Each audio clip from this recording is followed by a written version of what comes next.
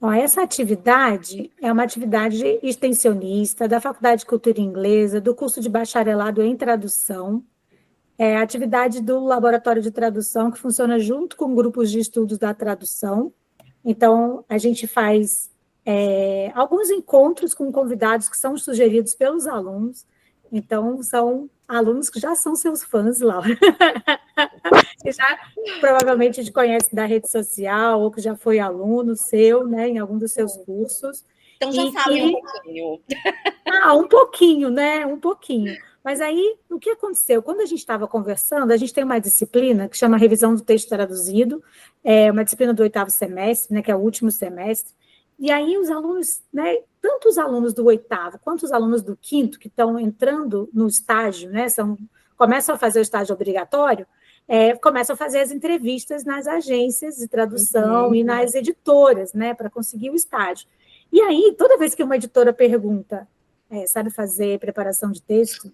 Tipo, o que você conhece do processo editorial? Os alunos, professora, a gente vai ter uma aula disso? Eu falo, não, gente. É assim, não é do escopo, né?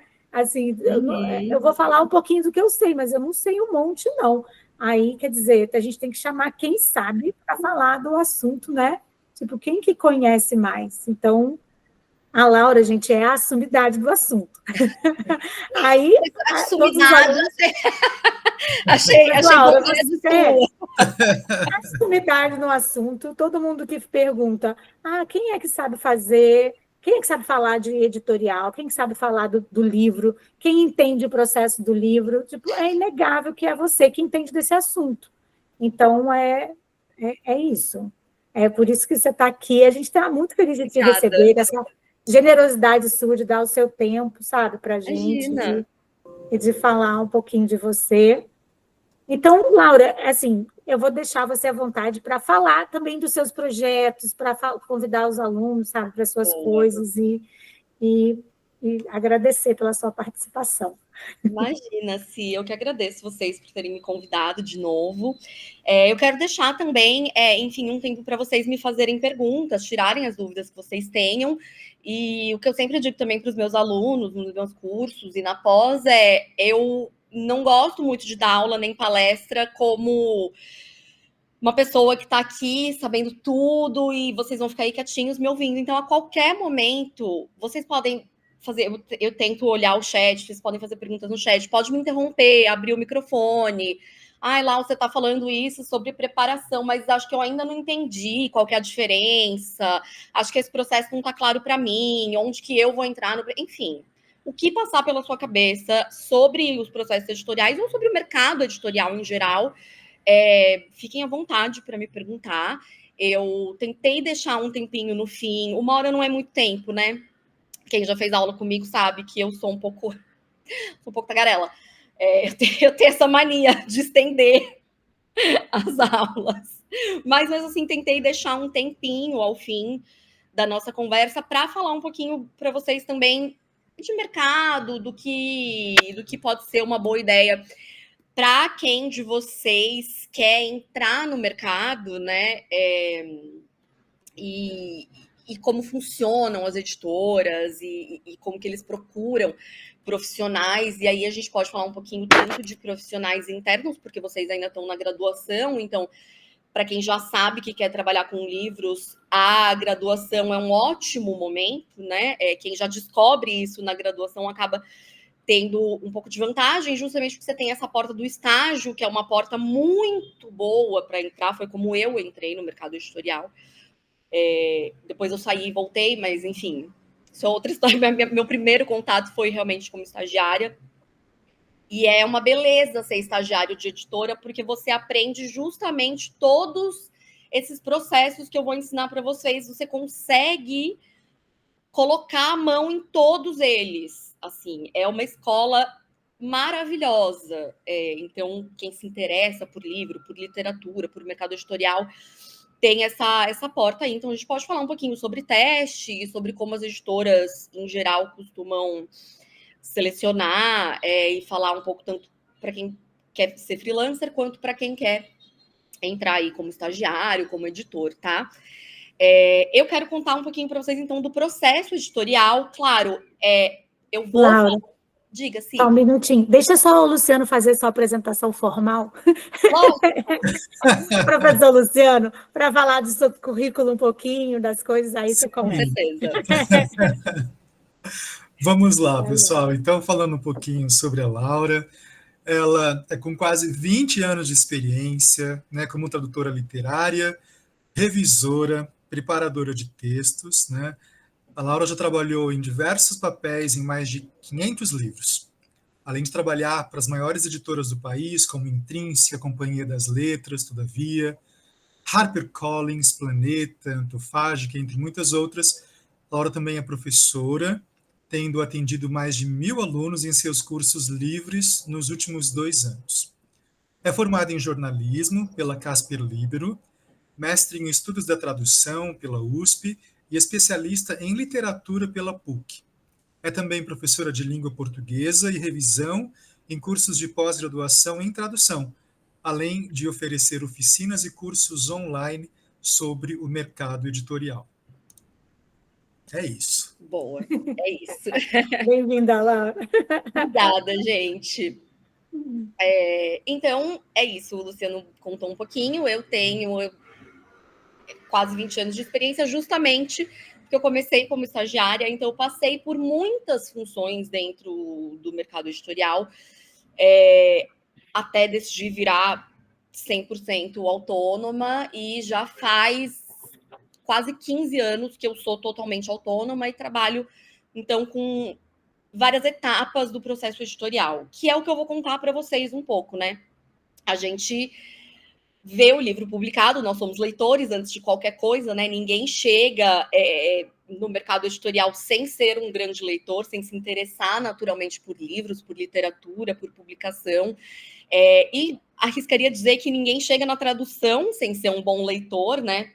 Não faria sentido, mesmo que você vá trabalhar com tradução técnica, com tradução audiovisual, a literatura e os livros são a base da nossa formação como linguistas, né? Você tem que ser um bom leitor para ser um bom tradutor de qualquer área, na minha opinião. Então, a gente tem aí contato com os livros desde sempre, mas a gente não tem muita ideia como leitor do que acontece para eles chegarem a... Esse aqui é um livro que eu traduzi, que por acaso eu dei aula essa semana, então tá na minha mesa. Como é que isso vira isso, né? Quem são as pessoas envolvidas? Como é que a gente chega nesse resultado, né? Que tá ali na prateleira, que a gente compra, que a gente pede na Amazon, sei lá. Tem muita gente envolvida. Muita, muita, muita. A gente vê as resenhas, por exemplo.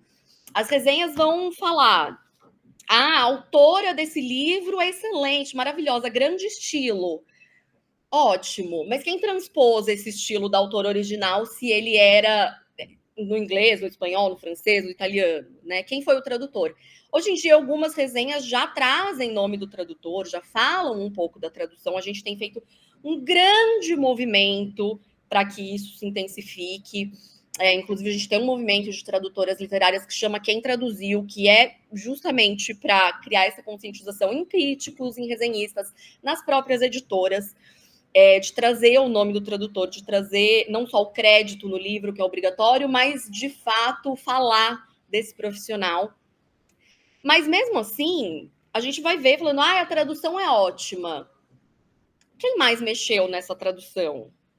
Pessoal, o tradutor é um trabalho independente. Tudo que está lá é erro ou acerto do tradutor? Não é. E muitas vezes a gente vai ver: nossa, que erro crasso que esse tradutor cometeu, ou este livro está muito mal revisado. Como que essas coisas acontecem? Quem é o culpado? Quem tem o mérito? O livro é um processo muito longo e absolutamente coletivo. Você nunca vai conseguir apontar. Se não foi você que fez aquele livro, você não vai conseguir apontar de quem são os erros e os acertos. Eu acho isso lindíssimo, para falar a verdade. Eu acho muito bonito pensar num produto que vai atingir milhares de pessoas e que teve uma construção completamente coletiva, independentemente de qual nome está na capa e na folha do rosto, na folha de rosto. Então, o que eu quero contar para vocês é justamente um pouco de quem são esses profissionais dentro e fora das editoras. Todos esses profissionais de texto dos quais eu falar têm funções que todos vocês podem exercer. Então, é essencial que você saiba que esses cargos existem e que essas funções existem e o que cada um faz. Quais são as responsabilidades, quais são as expectativas que a gente tem sobre cada um desses profissionais, né? E a ideia é que, no fim dessa aula, vocês tenham desvendado um pouquinho mais de como esse livro é feito e onde você pode se encaixar nesse processo, se for do seu interesse, né? Claro que vocês estão estudando tradução, então parto do pressuposto de que um dia todos vocês queiram trabalhar com tradução, e aí de livros, de qualquer outro nicho. Então, vou falar bastante de como a gente se envolve nesse processo sendo tradutor. Então, qual é a sua responsabilidade como tradutor, mas também como é que, por exemplo, um preparador e um revisor de texto mexem num texto traduzido. Por quê? Porque se você for o tradutor do livro, você precisa saber o que vai acontecer com o seu texto, né? Depois que você entrega, depois que você abre mão daquele texto, quais são os processos pelos quais ele passa e quem faz o que com o seu texto, né? E quem sabe assim a gente consegue começar também a pacificar um pouco a eterna rixa tradutor-revisor, que é um problema que existe em todas as áreas, todas. Existe no editorial, existe no técnico. Eu nunca vi um meio em que as pessoas não entrem nessa reclamação e nessa briga, enfim. Tem muito tradutor que tem muito problema com o trabalho do revisor. O que me pega muito, porque, assim, quem é tradutor pode ser revisor também. Então, por que eu vou falar para vocês de preparação e revisão? Não é só para você saber o que vai acontecer com o seu texto. É porque você pode trabalhar com isso, como tradutor formado. Aliás, o melhor preparador de texto traduzido, revisor de texto traduzido, é alguém que tem formação de tradutor, ou que é tradutor também. Por isso, até hoje, eu trabalho nas 3 pontas. Bom, 4, porque eu faço edição às vezes também, mas edição é mais raro, são projetos mais pontuais para os quais me chamam. O que eu faço mesmo diariamente, assim, 90% do meu trabalho é tradução de livros, preparação e revisão. Eu digo que 90% do meu trabalho é feito para o mercado editorial. Eu tenho alguns outros clientes, mas eu foco muito no mercado editorial e eu trabalho nessas 3 pontas. Como vocês vão ver, não no mesmo livro, né? Em cada livro a gente só pode ter um papel. Mas eu faço questão de trabalhar até hoje nas 3 pontas. Tem muita gente que depois que se estabelece como tradutor e começa a ter um bom fluxo de tradução, abre mão de fazer preparação de texto, revisão de texto, de trabalhar nos textos dos outros. Por motivos variados. Eu não pretendo nunca abrir mão dessas outras facetas do editorial, porque eu acho que, bom, primeiro que eu gosto mesmo, eu tenho prazer de trabalhar nos textos alheios, é uma coisa que eu curto. Eu curto tanto quanto criar os meus próprios textos, as minhas próprias traduções, e porque o quanto você aprende, o quanto você consegue agregar a sua própria tradução, assim, inestimável mesmo, assim. Você vê a tradução dos outros e você aprender e mexer na tradução dos outros, aprender os acertos, os erros, onde você pode melhorar, você sai sendo um profissional melhor sempre. E aí vocês podem entender também ao longo do tempo em que papel você se enxerga mais, né? E fora que, o que eu sempre digo também para todo mundo que me pergunta e para os meus alunos, é que se você quer começar no mercado editorial, começar como revisor e preparador é muito mais fácil do que começar direto como tradutor. Impossível começar direto como tradutor? Não, é possível. Tem casos, muitos casos, eu tenho mentorados que fizeram isso, mas as editoras estão mais abertas a testar você antes como revisor e preparador e depois como tradutor, tá? Isso dito, tem um pequeno PowerPoint que, assim, não é grandes coisas, mas só para vocês irem acompanhando comigo, tá? Será que eu consigo compartilhar, gente? Não sei se eu consigo como anfitriã, né? Deixa eu ver, peraí. Vou não, acho que eu colocar... consigo. Consigo. Consigo? Abrir aqui. Janela. PowerPoint. Peraí. A gente está vendo já. Beleza. Deixa eu só tirar o pin, que aí fica o seu slide. Boa, vocês estão vendo, né? Então, Sim, tá perfeito. Ótimo. Então, como eu falei para vocês, a gente pode começar falando, para vocês começarem a entender, dos profissionais editoriais. Depois que a gente fala dos profissionais, eu vou passar para os processos mesmo, né? Então, quais são as etapas pelas quais o livro passa?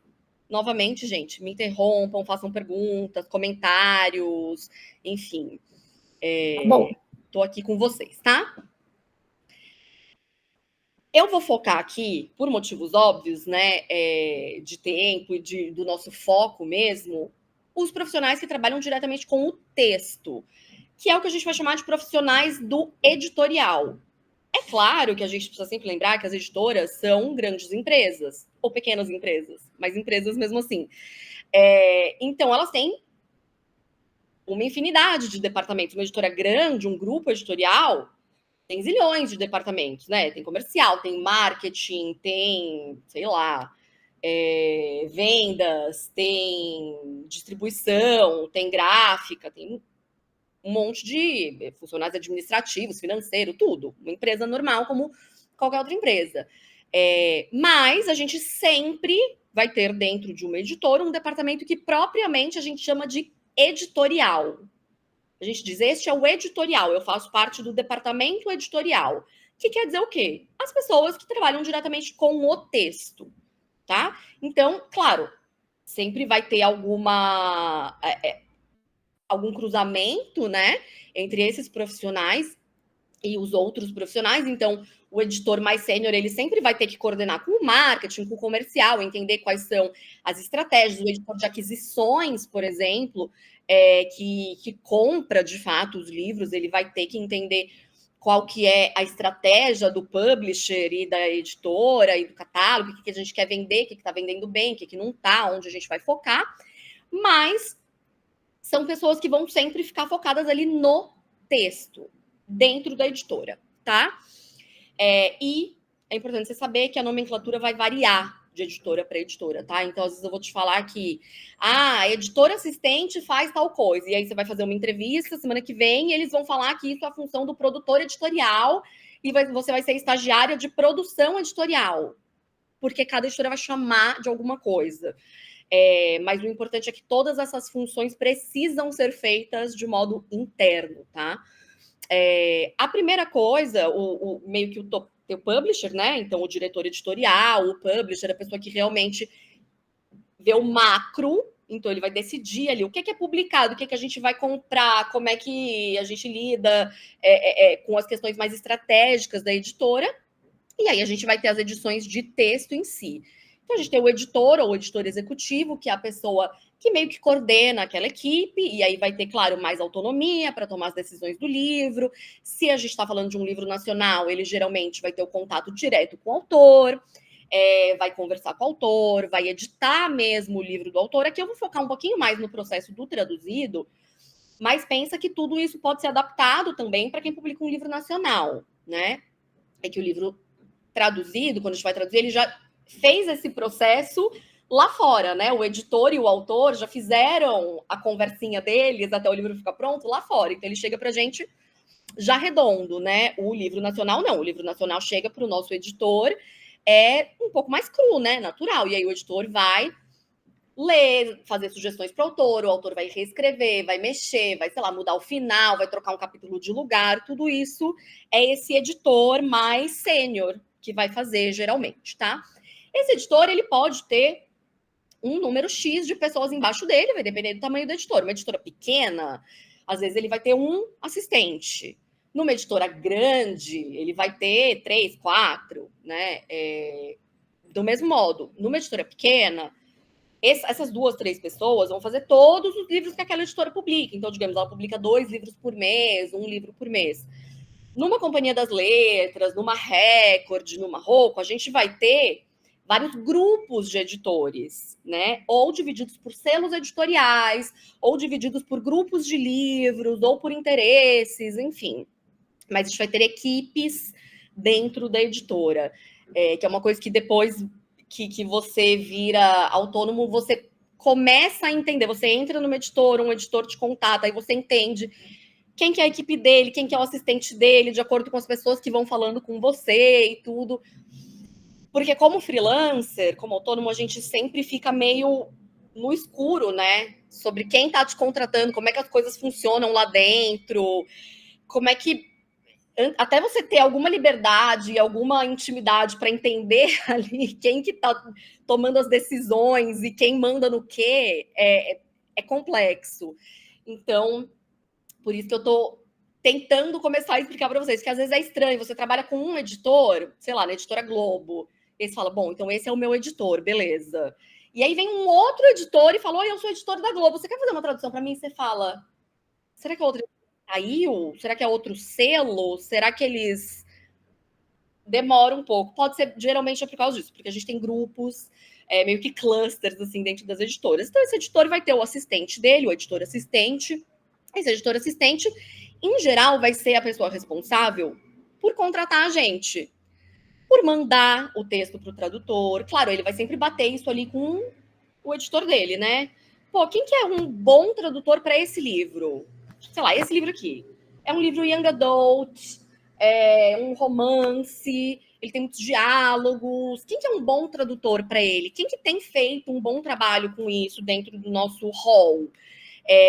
Que tem um texto fluido, bacana, que não se importa de usar gírias, que traduz bem, sei lá, uma cena hot, Quem que é esse cara? Ah, beleza, é a Laura. Tá bom, então vou mandar para a Laura. Aí essa pessoa vai descrever, esse assistente, faz a proposta, tal, e ele vai geralmente coordenar esses profissionais.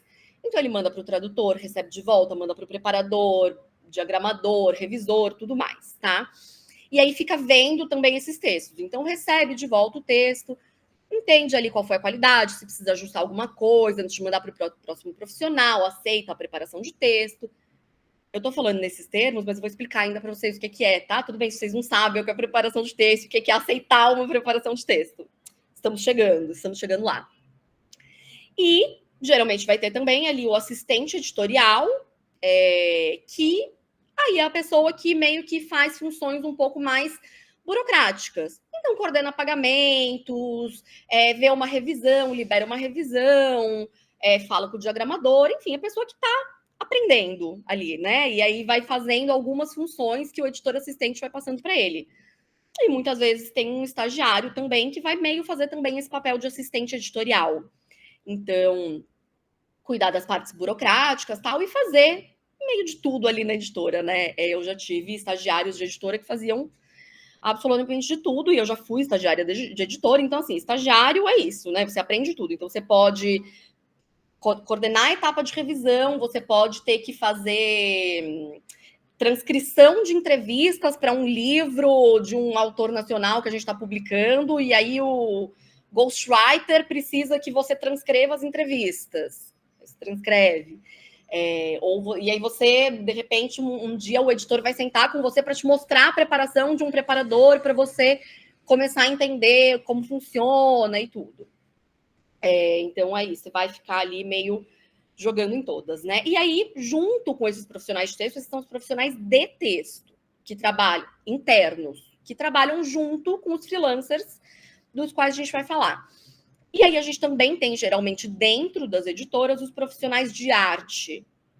Geralmente, a gente tem alguns profissionais de arte dentro das editoras, e algumas editoras também terceirizam essa parte, a diagramação, o projeto gráfico, tá? A gente vai ter o diretor de arte, que faz o projeto gráfico, que é o quê? A gente vai fazer esse livro nessa fonte, ele vai ter 370 páginas, 303 páginas nesse caso, ele vai ter 303 páginas, a mancha vai ser com 1 centímetro aqui, e aí a gente vai fazer os títulos assim, tal, isso é o projeto gráfico.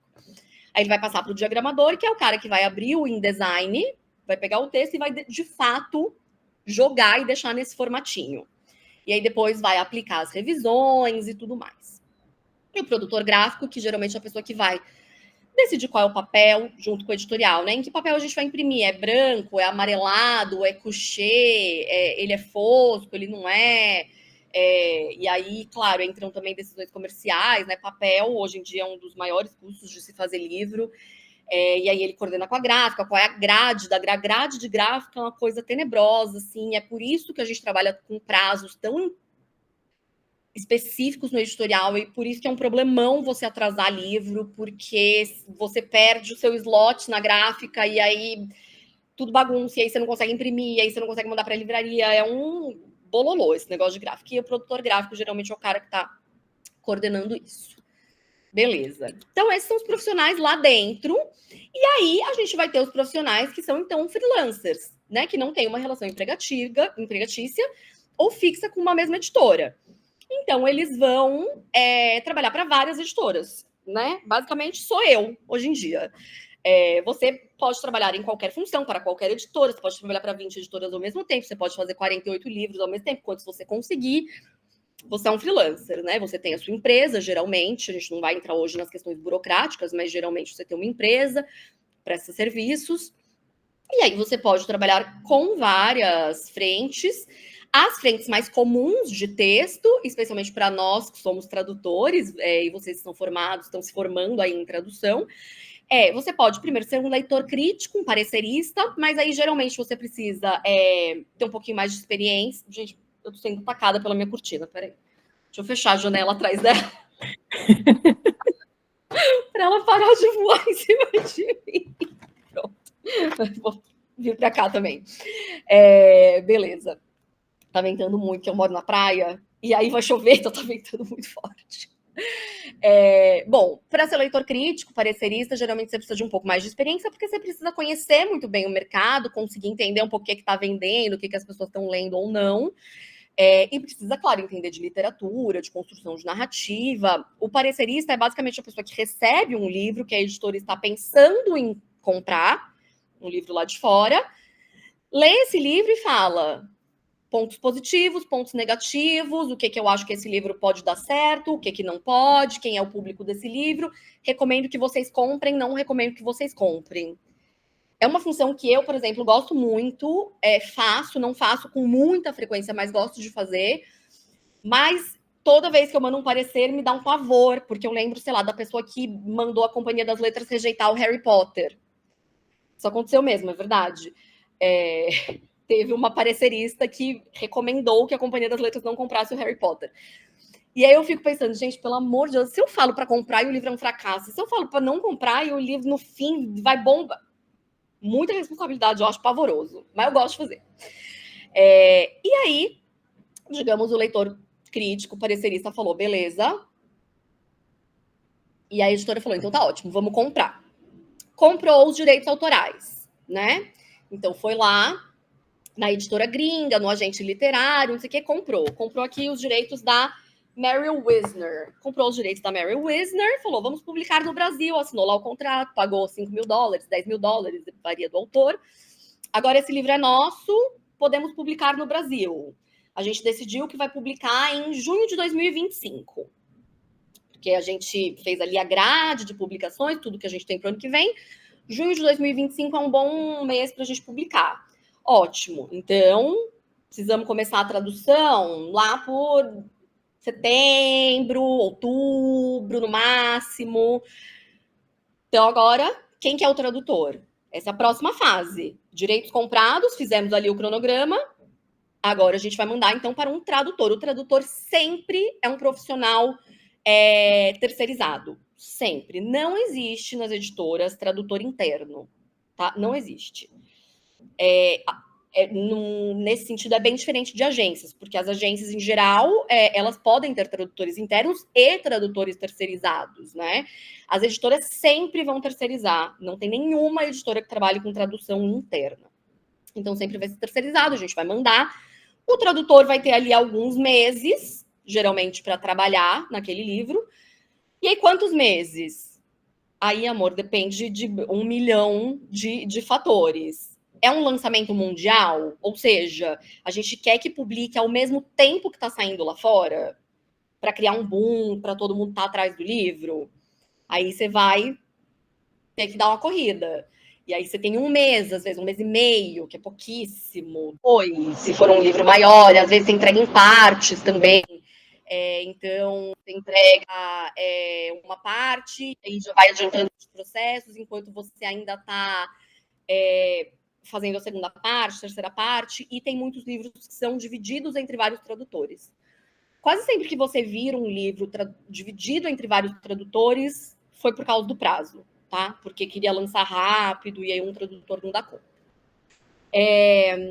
Recebemos a tradução de volta, então agora a gente precisa mandar para preparação de texto, ou copydesk, ou revisão de tradução. Hoje em dia a gente não fala muito revisão de tradução, antes tinha uma pequena diferença, hoje em dia a gente meio que chama tudo de preparação e copydesk. Preparação de texto e copydesk são sinônimos, tá? Então, no editorial. Toda vez que você vira alguém falando, eu fiz um copy desse livro, ou eu preparei esse livro, mesmo trabalho, tá?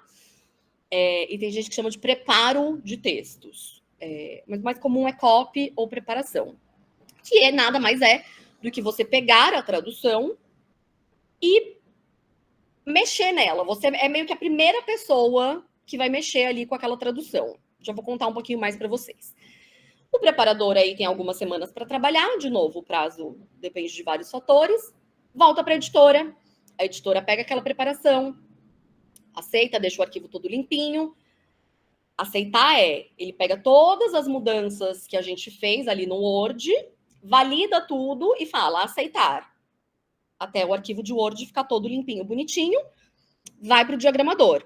O diagramador faz sua mágica, deixa o livro com cara de livro, porque antes ele tinha cara de trabalho de escola no Word.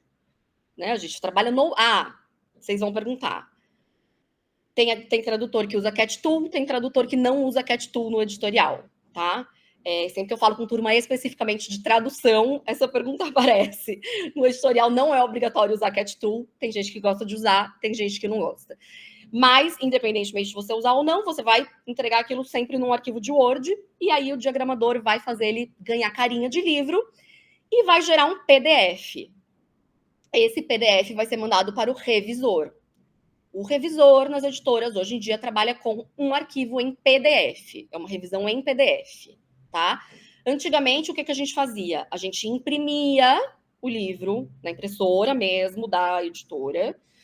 Então, você imagina a quantidade de papel e de tinta que se gastava antes de fazer revisão em PDF e a quantidade de motoboys que precisava ter para pegar esse pacote de 400 páginas, mandar para a casa do revisor, aí voltava daqui uma semana na casa do revisor, trazia de volta para a editora, porque a gente fazia a revisão no papel. Hoje em dia, é muito raro a gente fazer esse processo. Tem editores que gostam de fazer. No meu curso Trabalhar com Livros, eu até tenho uma aula bônus em que eu ensino, eu não, né? Eu chamei alguém que está dentro de uma dessas editoras, porque eu já não faço revisão no papel há anos, embora eu ame. Mas a gente tem uma aula só para isso, porque eu acho que é importante saber. Mas, assim, se for 5% do processo, é muito, tá? A Milena falou, motoboy perdendo job para o PDF. Por isso que todo mundo agora tem que fazer iFood, porque não dá mais você motoboy de editora. Não tem mais. Era um processo muito chato de coordenar, muito, porque aí você tinha que escrever para o revisor, perguntar onde ele estava, será que ele estava na casa dele, será que ele estava não sei onde, ou ele estava viajando. Era muito caótico. Eu fiz muito isso quando eu era estagiária e editora assistente. Muito, mas muito, muito. Minha vida era coordenar motoboy e revisor. Assim, metade do meu dia era motoboy e revisor. Aí o revisor mora em casa, não em prédio, aí ele não está em casa. Aí volta a prova com cheiro de cigarro, porque o revisor estava fumando, aí derruba café. Acredita em mim, gente, PDF é melhor, tá? Tem editor que não gosta, porque, eu sou das antigas. Eu também sou das antigas, mas PDF é bom. E aí o PDF vai para o revisor, ele trabalha no PDF, e aí devolve para a editora.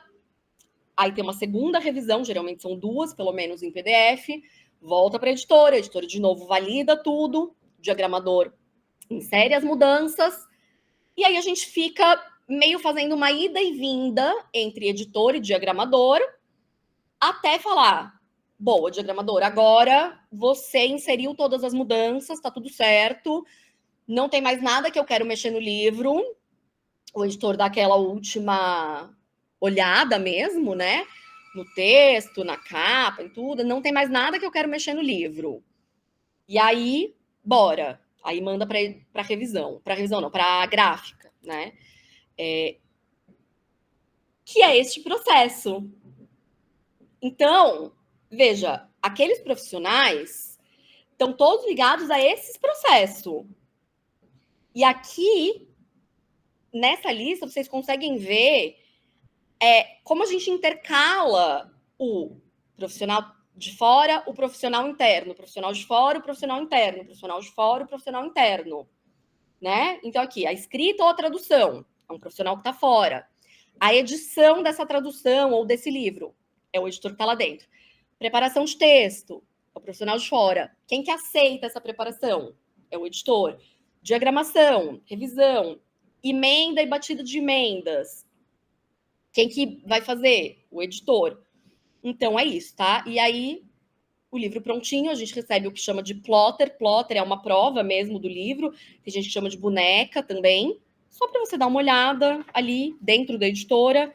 Tem alguma coisa que passou, uma coisa séria que a gente quer mudar, tal, é a sua última chance. Depois disso, imprimiu, aí é entregar para Deus, porque quando chegar, você vai abrir e você vai achar um erro. Você vai achar 2, você vai achar 5, você vai achar 10. Isso é uma coisa muito importante. Se você quer trabalhar com livros, abra mão do seu perfeccionismo. Nunca, quando eu tô falando nunca, é nunca, eu abri um livro e não encontrei um erro. Nunca. Nenhuma única vez. Não quer dizer que o tradutor é uma porcaria. Não quer dizer isso. É óbvio, tem livro que você abre e encontra 390 erros, aí é um problema. Mas, assim, pega o melhor tradutor literário que você mais admira. Vai passar alguma coisa. Não tem como, é um processo muito longo. É muito longo. É diferente de você fazer um texto de uma página. Você consegue garantir que não tenha erros. Mesmo assim, às vezes ainda passa. Agora, 400 páginas, 600 páginas, 700 páginas, vai passar.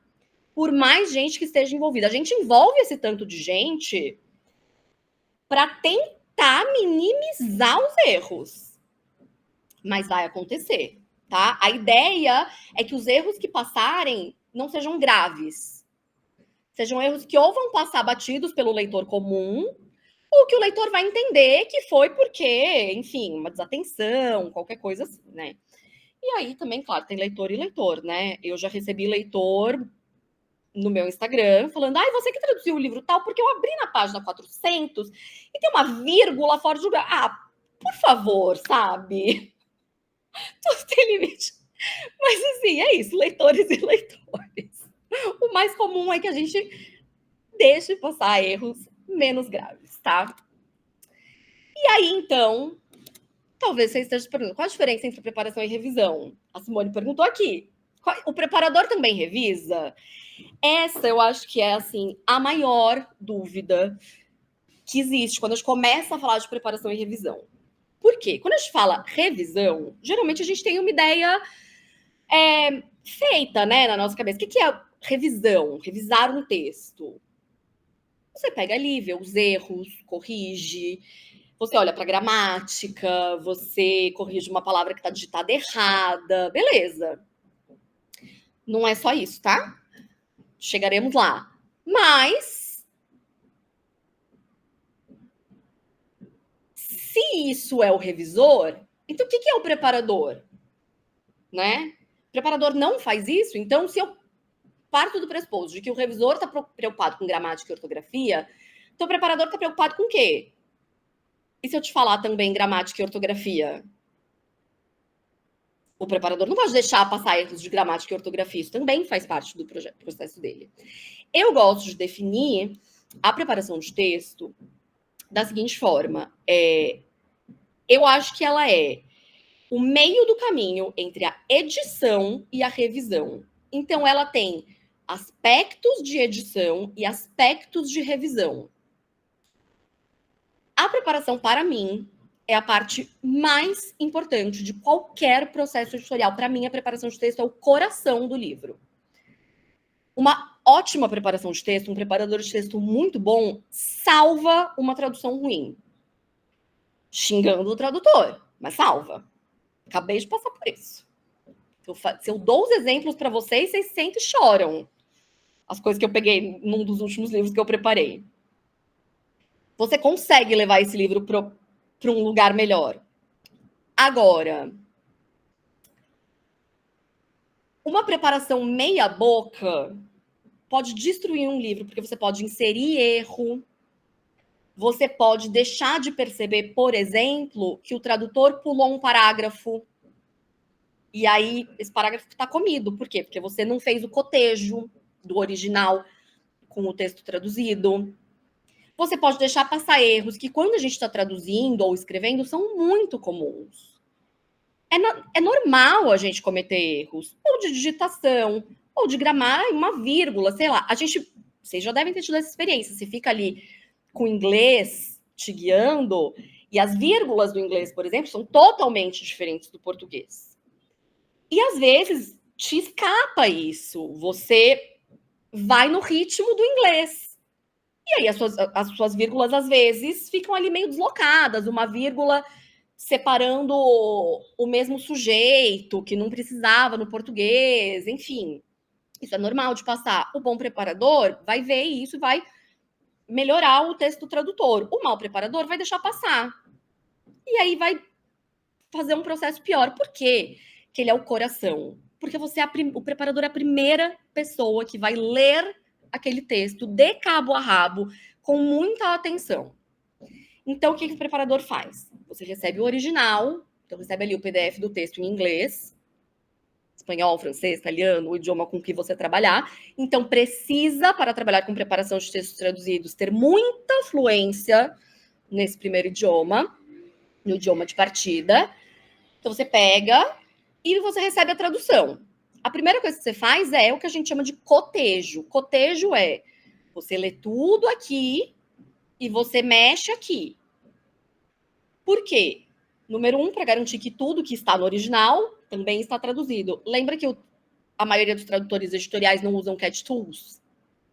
Uma das coisas que a cat tool faz é impedir que você salte frases, parágrafos, né? A cat tool te avisa, olha, querida, tudo bem? Esqueceu aqui esse parágrafo. O Word não te avisa, tá? Então, é o seu olho mesmo, então você vai comer alguma coisa muito comum. Então, a primeira coisa que o preparador tem que fazer é isso. E aí, também tem que ler o original para entender. O tradutor fez a melhor escolha? O jeito que ele traduziu tá bom? É o melhor jeito? Tem alguma coisa que a gente faz para melhorar? Eu posso mudar a estrutura dessa frase? Ou seja, sei lá, no português, uma coisa que às vezes dá fluidez para o texto é a gente trazer as locuções adverbiais para o começo da frase e não para o fim. De repente eu mudo isso, porque o tradutor deixou igual estava no original. Ou tem alguma palavra para traduzir isso que seja melhor? Ou ele cometeu algum erro mesmo? Ele olhou aquela frase, não entendeu e traduziu de um jeito errado, então vou corrigir. E fora gramática, tudo isso. Por que é você que faz isso e não o revisor? Porque você está no Word. A ferramenta faz diferença. No Word é muito fácil de mexer. Você coloca ali controle de alterações, porque a decisão final é do editor. Você tem que deixar tudo marcado. Controle de alterações. E aí, você pode fazer o que você quiser. Você corta a palavra, você muda, copia e cola. É fácil trabalhar no Word. Quando já está diagramadinho, bonitinho, hifenizado, não sei o quê, percebe que você não tem como fazer grandes malabarismos com o texto? Então, o preparador é que vai mexer mesmo. É uma diferença de profundidade do trabalho, né? E da liberdade que você tem com aquele texto, tá? Já o revisor de texto, ele é a pessoa que vai pegar aquilo, então, já no PDF, ou impresso, enfim, e aí ele vai ver coisas que sobraram, digamos, né? Os erros que passaram pelo preparador. Talvez você pense, mas se o preparador é tão bom, passaram poucos. Não, passaram muitos. Fica tranquilo que passou bastante. Sempre vai ter muita coisa ainda para consertar, tá?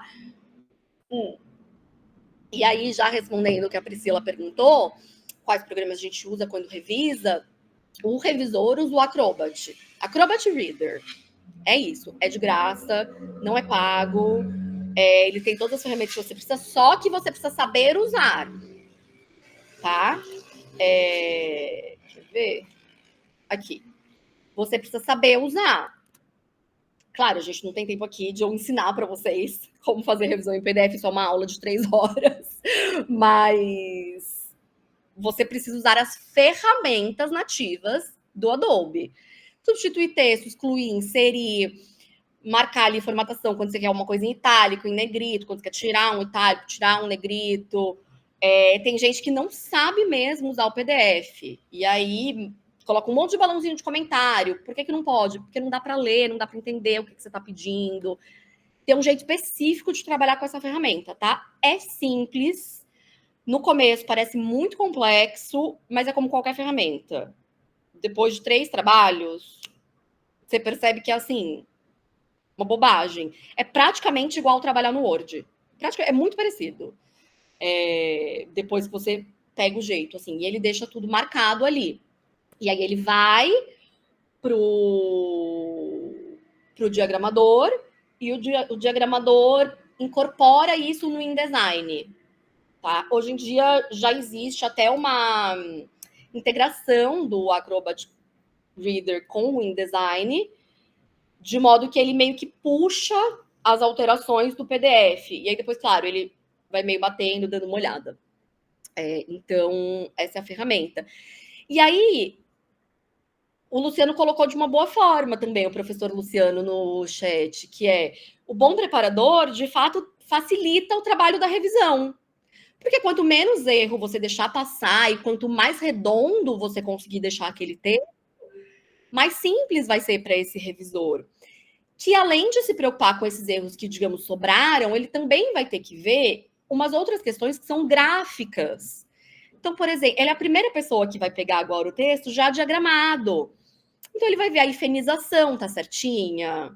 Tem algumas questõezinhas gráficas que a gente vê, tipo, quando tem uma palavra igual a outra, terminando a linha, uma coisa que tem que mudar. Será que a linha tá muito espaçada, tá muito apertada? Sobrou viúva, forca... o capítulo está começando na página que tem que começar, digamos, todo capítulo tem que ser na página ímpar. Está começando sempre na página ímpar. O sumário, quando tem sumário, livro de não ficção, tá certinho? Porque às vezes não tá, é muito comum na primeira revisão o sumário ainda não tá certo, porque mexeu, tal, na diagramação. E aí você tem que bater ali. Tudo isso o revisor vai ter que fazer. Então, se o tradutor e o preparador fizeram um bom trabalho e o texto em si já está fluido, já está bem traduzido, já está natural, é o melhor dos mundos, né? Porque aí sobra menos erro e a gente consegue fazer um trabalho mais redondo. Quando tem muito erro de texto, ainda na fase da revisão, ou a tradução ainda está dura na fase da revisão, isso acontece. E aí você não vai deixar passar também, né? Especialmente se você tem experiência e consegue bater o olho, ver que ali tem um problema de tradução, você também vai mexer. Mas aí isso tira a sua atenção e o seu foco de outras coisas que você deveria estar olhando, né? Então esse que é o problema. Então, de fato, um bom preparador facilita o trabalho da revisão. Assim como um bom tradutor facilita o trabalho do preparador. A melhor coisa que existe como preparador é você trabalhar numa boa tradução. É uma delícia. Você consegue desfrutar do trabalho, você consegue realmente ser mais cirúrgico nas coisas que você vai pedir para mudar. Faz uns meses, foi publicado, acho que mês passado, eu trabalhei como preparadora numa tradução do Caetano Galindo. Pô, maravilhoso, é uma delícia, entende? O cara toma ótimas decisões, ele pensou naquilo. Depois a gente ainda conversou, eu e ele, que é uma coisa que não acontece sempre, geralmente a gente não tem contato, tradutor e preparador. Nesse caso, eu conversei com ele e tal. Ele deixou todo um relatório explicando tudo que ele tinha feito. Era um autor bem específico. Então, assim, é a melhor coisa que pode acontecer, né? Ele fez um trabalho muito cuidado, eu consegui realmente analisar o que tinha para melhorar ali, né? O que eu podia mexer, que ia preservar o estilo dele, que ia preservar o estilo do autor, que ia melhorar o livro, e o revisor com certeza conseguiu pegar poucos erros. Uma coisa de gramática que eu deixei passar, uma hifenização que não ficou legal. Então é ótimo para todo mundo, né? E aí, a diferença desse profissional no editorial e nas agências, por exemplo, é que na agência, geralmente, você não vai ter esse profissional anterior, né? Ou nos outros nichos de revisão em geral, você vai ter tradução e revisão de tradução. A gente sempre vai ter a revisão, mas essa revisão é feita por outro tradutor, né? E esse tradutor, ele é quase um preparador, né? A gente chama de revisor nos outros nichos, mas ele é quase um preparador, porque ele também é essa primeira pessoa que olha o texto do tradutor, né? O livro tem mais etapas, essa que é a questão. O livro tem mais etapas de revisão e de lapidação do texto do que os outros nichos. Por quê? Porque os outros nichos não estão nem aí se o texto não ficar bom? Não, porque o livro é um processo muito longo. É muito diferente a gente trabalhar com uma coisa de 600 páginas e com um documento de 10 páginas. É muito diferente. Fora isso, um documento de 10 páginas de uma empresa, de repente, ele não é feito para perdurar. Ele não é feito para daqui a 10 anos alguém ler aquele documento e falar: meu Deus, que documento incrível. Não é para isso. Ele é informativo, ele tem outras funções. O texto do livro, ele é feito para daqui 10, 15, 20 anos, alguém pegar esse livro e falar: que delícia de livro, descobri esse autor agora. E ele vai estar na livraria, ele vai estar num sebo, ele vai estar na biblioteca da sua mãe. A gente quer que o livro viva no mundo. Então, ele precisa ser mais lapidado, né? Ele precisa de um processo mais longo. Por isso que a gente fica muitos meses, às vezes um ano, fazendo um livro. Porque é proporcional ao tempo que a gente quer que ele esteja no mundo. Eu gosto de pensar assim, né? O tempo que a gente passa nos trabalhos é um pouco proporcional ao tempo que ele vai durar na mão de quem está lendo. E aí, uma coisa importante sobre o preparador, que é a pessoa menos conhecida, né? É que ele também vai ter que ser muito incansável. Eu gosto muito desse texto da Vanessa Bárbara, porque ela diz justamente isso, assim, o quanto o preparador tem que se preocupar com detalhes. Além de tudo isso que eu falei para vocês, a gente também tem que fazer muita pesquisa. Pesquisa do quê? Digamos, você está num livro de não ficção, uma biografia. Aí o artista cita um filme. Qual é o título desse filme no Brasil? Laura, o tradutor já colocou. Mas você não sabe, você não conhece o tradutor, você não sabe se ele é bom, se ele é ruim, se ele fez a pesquisa direito, se ele não fez a pesquisa direito. Então, você vai pesquisar tudo. Fatos, anos, títulos, nomes das pessoas, grafia, sei lá, o ano que aconteceu alguma coisa. Tudo você vai pesquisar. Por isso que tem muito jornalista trabalhando no editorial e isso é bom. Porque você vem do jornalismo, em que pese traumatizada, mas ele te dá isso, ele te dá essa pulga atrás da orelha de pesquisar as coisas, de tentar checar, de querer que esteja verdadeiro ali, né? Aqui eu tinha deixado só alguns conselhos para você em relação ao seu editor. Uma boa relação entre tradutor, preparador, revisor e editor é uma relação de comunicação, em que você fala o que você precisa, se o livro tem algum problema ou não, e ele sente que pode confiar em você, com prazos. Prazo é muito importante, de novo.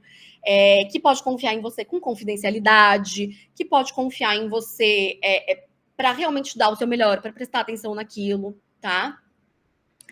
E você pode pedir feedbacks, mesmo que você tenha medo, né, de ser um feedback ruim. A pessoa que está disposta a te dar um feedback é a pessoa que quer continuar trabalhando com você. Então, eu gosto muito de pensar assim, quando eu peço feedback, quando eu pergunto o que alguém achou de um trabalho. Se você tiver o seu manual, o seu material de consulta, isso é bom também para o editor. E é importante que você, tanto quanto o editor e o tradutor, tire alguns minutinhos para cada livro que você receber para entender quem é esse autor, quem é o tradutor, se você tiver acesso a essa informação, quem é o público que provavelmente vai ler aquele livro. É mais jovem? É mais adulto? Quem que quem que a gente está tentando atingir, né? Não vou entrar em questões, detalhes de manual de estilo e padronização, mas saibam que no editorial, padronização é essencial. Cada editora tem o seu manual. Tem editoras que não têm, mas pedem para você usar os padrões mais comuns, digamos. E você precisa se preocupar demais com isso, tá? Se você fizer um teste, por exemplo, de preparação e revisão, e não se preocupar com padronização, você pode ser a pessoa que tem a melhor gramática do Brasil, você não vai passar. É muito importante, tá? Aqui a gente já falou. E aí eu tinha deixado apenas também alguns conselhos para quem quer entrar nesse mercado. E aí vocês já podem me fazer perguntas, enfim. As opções de entrada no mercado editorial são as mesmas de quase todos os nichos. Grupos, hoje em dia de Facebook um pouco menos, mas a gente já tem muitos grupos de WhatsApp, até voltados especialmente a isso, a vagas e tudo. Tem no Instagram vagas de revisão, por exemplo, a Eli Moura posta muita vaga editorial. Sites de trabalho freelancer são uma possibilidade, mas você tem que sempre tomar cuidado com a história do leilão, né? De você trabalhar ali por R$1. Sites de emprego, para quem quer vaga, a maioria das editoras publica tanto no LinkedIn quanto em sites comuns de vaga de emprego, tá? Então, se você estiver lá, você vai ter acesso. Fique de olho no LinkedIn das editoras e dos editores, das pessoas que trabalham dentro da editora, porque eles sempre vão divulgar vaga de estágio, de assistente, etc. Tá? E aí, claro, se você quer trabalhar no editorial, você precisa acompanhar o mercado editorial, né? Então, você precisa ficar ligada no Publish News. O Publish News também divulga vagas, outros sites profissionais que falam do mercado. Fora isso, cursos livres. Os seus professores são uma boa fonte e os seus colegas são uma boa fonte. É o bom e velho, nunca sairá de moda, networking. Fazendo cursos do mercado, você estará junto de pessoas que se interessam pelo mesmo assunto que você, que estão estudando o mesmo assunto que você, que têm objetivos parecidos, e isso vai te criar oportunidades na carreira. Talvez não seja amanhã, talvez não seja em janeiro, mas ao longo do tempo você vai fortalecendo esses relacionamentos e vai se inserindo no mercado, tá? Então, assim, no limite das suas possibilidades, claro, programe-se para fazer bons cursos, tá? Do nicho que você quer. E assim, tô falando aqui para quem quer trabalhar no editorial, mas eu acredito nisso em todos os nichos, tá? Eu quero trabalhar com tradução audiovisual. Além da faculdade, além de uma pós, faz curso de alguém que é muito bom no audiovisual, que está no mercado, que vai te ensinar técnicas, que vai te dar prática. Mesmo que você já saiba fazer, você vai praticar mais, né? Quero trabalhar com editorial. Oficina de tradução, curso de mercado editorial, curso de preparação. Programe-se para sempre fazer esse tipo de coisa, tá? E aí, a partir disso, cada editora vai ter a sua forma de funcionar e a maioria vai receber currículos e mandar testes.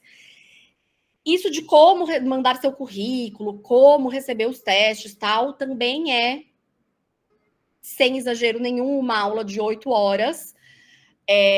Digo isso porque eu tenho um aulão voltado só para isso, que chama Aulão Prospecção com Estratégia, em que eu dou a estratégia para mandar currículo, para prospectar, para receber testes e depois tiro todas as dúvidas dos alunos e geralmente a gente fica por aí umas 6 horas, 8 horas juntos, desenhando estratégias e tentando entender todos os meandros, tá?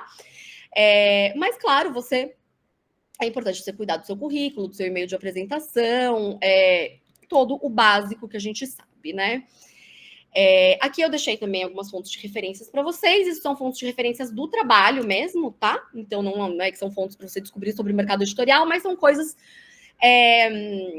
sites que eu gosto de usar enquanto eu estou trabalhando, que pode ser importante para você também. Então, dicionários, acordo ortográfico, manuais, não são manuais de editoras, mas são manuais que têm algumas padronizações comuns, gramática, sempre me perguntam qual gramática eu uso, qual gramática eu recomendo. Eu gosto muito dessa. E é isso, gente. Tô aqui, se a gente ainda tiver uns minutinhos, se vocês quiserem tirar dúvidas, fazer algum comentário. Eu estou sempre no Instagram, eu gosto de dizer que eu moro no Instagram, então se você quiser falar comigo, me segue no Instagram, me manda mensagem, eu tô sempre lá, eu respondo todas as mensagens, eu abro caixinha de pergunta para a gente conversar, para tirar dúvidas sobre o mercado, sobre o trabalho, sobre a vida. Estou no e-mail também, laura@laurafolgueira.com, estou no LinkedIn, Laura Folgueira. Fora isso, sempre tenho cursos. Agora, acabei de terminar minha oficina de tradução desse semestre, mas agora em dezembro, para quem se interessar, eu abro sempre as inscrições para o meu clube do livro, que se chama Por Dentro do Livro, e a ideia é a gente ler juntos, alguns livros a gente passa o ano inteiro juntos, a gente lê 6 livros, então são ciclos de 2 meses, um livro a cada 2 meses, porque a gente tem um encontro para conversar entre nós sobre a nossa leitura, e também para conversar com os profissionais que fazem o livro. Então, eu estou aqui, por exemplo, com o livro da Natália Timmerman, que foi uma das leituras deste ano, e a gente conversou com a própria Natália. Ela veio contar para a gente de como ela fez o livro, as ideias dela, como que foi escrever e tudo. Além de autor, a gente conversa com tradutores. Então, esse ano a gente teve uma conversa, por exemplo, com o Paulo Henriques Brito, que foi incrível, para ele falar da tradução dele, da Elizabeth Bishop. A gente já conversou sobre Virginia Woolf, Mrs. Dalloway, com a Denise Botman, com o Irineu Franco Perpétuo, sobre Ana Karenina. A gente já conversou com editores. Então, é muito, muito, muito legal para quem se interessa não só por literatura, mas pelo que está por trás da literatura, por trás da criação de cada título. E é um projeto do meu coração mesmo. Eu amo, a gente está entrando no 4º ano. É muito gostoso. Então, se vocês se interessarem, as inscrições são sempre em dezembro. Devem vir lá por 5 de dezembro. Eu estou começando a divulgar os títulos. E, fora isso, em janeiro, eu tenho aulão de prospecção e todo ano eu abro uma turma do Trabalhar com Livros, que é o meu curso mais longo. É um curso de 2 meses e meio, mais ou menos, com muitas horas de aula, com professores convidados, em que a gente explora tudo isso que eu falei para vocês. Cada coisa é uma aula. Então, é uma grande extensão desse pouquinho que eu falei para vocês.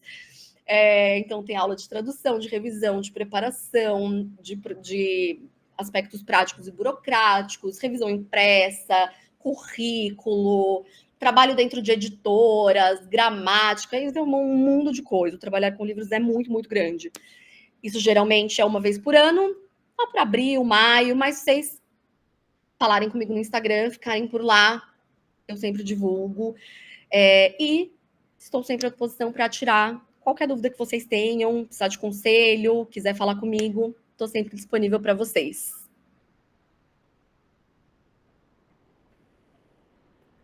Ai, Laura, que demais! Ai, obrigada, muito bom. Obrigada a vocês.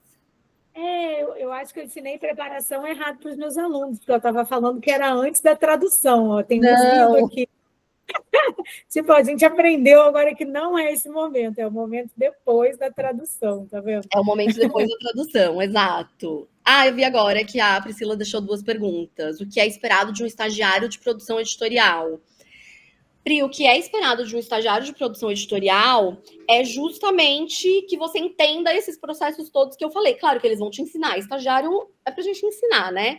Mas se você chegar lá tendo uma ideia dos processos, isso é importante. E aí o estagiário é essa pessoa que vai fazer de tudo, tá? Para você ser contratado, o que eu entendo que se espera é que você tenha uma boa formação e uma formação correlata. É muito difícil contratar estagiário de uma faculdade, sei lá, de engenharia. Tem muito tradutor e revisor que faz a transição de carreira. Já fez ali outra faculdade e aí vira autônomo, tradutor, revisor, tal. Isso acontece. Mas para você entrar como estagiário, geralmente eles vão contratar da faculdade de tradução, da faculdade de letras, da faculdade de produção editorial, da faculdade de jornalismo. É meio por aí, tá? Vocês estão numa faculdade que é uma área correlata às editoras, importante para as editoras, então vocês estão qualificados, sem dúvida, para serem estagiários de um departamento editorial. E aí, em geral, a gente vai procurar também pessoas que tenham uma boa formação geral, né? Que a gente sinta lá na conversa que são pessoas cultas, que façam cursos, por exemplo, se você faz cursos de mercado editorial, de literatura, de tradução literária, enfim, tudo isso é muito importante. Eu acho, para mim, que um estagiário editorial, o mais importante é o quanto ele é interessado em cultura e literatura. Para mim, isso seria a coisa mais importante para eu contratar alguém. Porque, por incrível que pareça, muita gente vai para um estágio numa editora sem ter grandes conhecimentos sobre literatura ou grandes interesses por literatura. E aí é difícil, né? Porque aí falta o que vem antes, né? Do trabalho. E quais perguntas você pode fazer ao pedir um teste de tradução em uma editora? Eu não faria nenhuma pergunta para pedir um teste de tradução.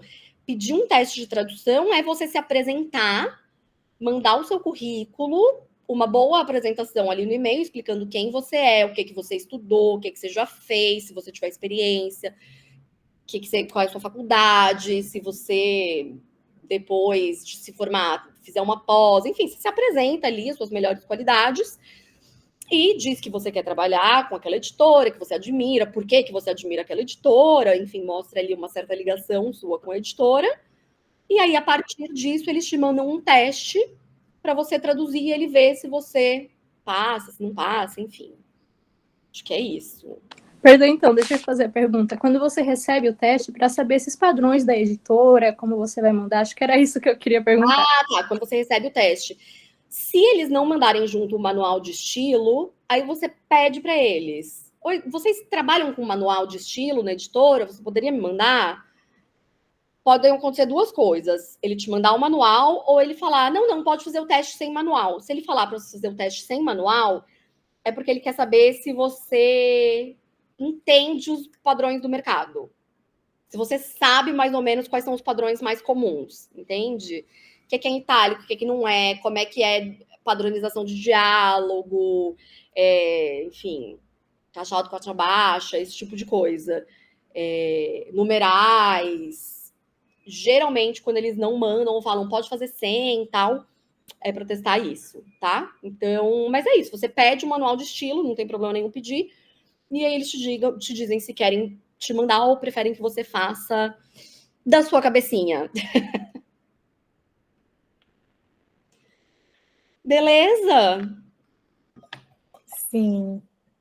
Muito bom, Laura. Obrigada, pessoal. Que aula, né? Você aprendeu um monte, né? Nossa, foi incrível, Laura. Muito bom mesmo. Obrigada. Muito Tem uma pergunta que eu acho que a Milena fez aqui. O que acho que uma hora que você falou, o que era a forca? Eu perdi essa. Milena, é uma marcação gráfica. Eu não vou ter exemplo aqui, porque esse livro já está diagramado, né? Mas existem marcações gráficas que são viúva e forca. É difícil de explicar, porque cada manual define de um jeito, tá? Eu vou falar o que é mais comum, mas talvez depois você procure e ache outra definição e fale, nossa, como a Laura é burra, me falou uma coisa errada. É porque tem muitas definições diferentes. Tem gente que chama viúva de forca, forca de viúva, aí tem gente que fala órfã, é uma bagunça essa história. Mas, basicamente, viúva é ou a palavra que fica soltinha, muito curtinha, no fim do parágrafo. Então, tem um parágrafo grande até aqui, e tem uma palavrinha desse tamanho aqui na última linha. Ou o parágrafo começa, fica uma linha do parágrafo na página daqui, e o parágrafo todo continua na outra página. Essa única linha que ficou na página anterior é uma viúva. Ao contrário, o parágrafo inteiro está nessa página, e só sobrou a última linha dele aqui na outra, isso é uma forca. Uhum. Todos esses são problemas gráficos que a gente precisa ajustar, porque eles atrapalham a leitura, atrapalham o nosso olho na leitura. Basicamente é isso. Sim. Legal. Perdi mais. Ok. Acho que não, né? Acho que não, eu olhei todas aqui. Acho que foi todo mundo, né, gente? Alguém tem mais perguntas, gente? Aqui, Laura, olha, tem os alunos da cultura inglesa, da graduação, e tem os alunos da Faculdade Forte, que também estão aqui, já vi uns nomes aqui, Ah, e legal. da graduação e interpretação da noite, do curso de graduação também, tradução e interpretação. Legal. Então, agradeço todo mundo que veio e participou, para prestigiar a Laura. E, Laura, muito obrigada pela sua generosidade, pela sua disposição, por você vir aqui falar para a gente. Muito, muito grata mesmo pela aula incrível que você deu. Contem comigo. Tá bom, depois posso te pedir seus slides, lá, para eu compartilhar com ele. Pode, te mando. Tá bom, gente, eu vou pedir. Bom. Ok, então muito obrigada, gente. Boa tarde para todo mundo. Obrigada, Laura, mais uma vez. E está encerrado, né, gente? A última palestra do ano do Labtrade com a Laura, fechou com chave de ouro. Tudo bem. Foi mesmo. Bom descanso para você. Agora só no próximo semestre. Você também. Tá bom, Beijo, gente. gente. Um beijo. Beijo, tchau. Gente. Até mais.